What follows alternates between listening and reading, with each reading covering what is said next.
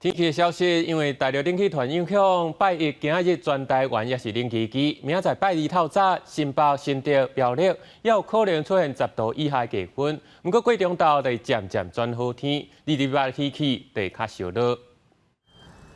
骑奥多麦等车红顶的民众，嘴暗挂条条，天气实在伤过冷。气象署指出，拜一受到冷气团影响，台湾本岛地区上低温出现伫咧新北五股，敢若9.5度，而且这款低温的天气形态会维持到拜二。透早也是有机会出现10度以下的低温，但是晚昼开始温度会渐渐回温，尤其是228假期期间，各地高温会升到25度以上。礼拜二的白天之后，我们看到全台各地的温度普遍是持续到回升啊，尤其到228连假，各地的高温普遍都会来到25度附近啊，所以后期的天气算是相对比较温暖的。也拿落雨的部分，气象署表示，拜一北部、东半部地区水汽多，局部地区会落雨；拜二北地地区拢是出日的好天；拜三局部地区会落雨。下一波天气稍微转变的时间，预计会是在25号的深夜，那其实是在包括礼拜三、包括礼拜四的2天。华南会有一些云系移出来哦，那包括中部以北、东半部还有离岛，可能会有些零星飘雨的状况哦。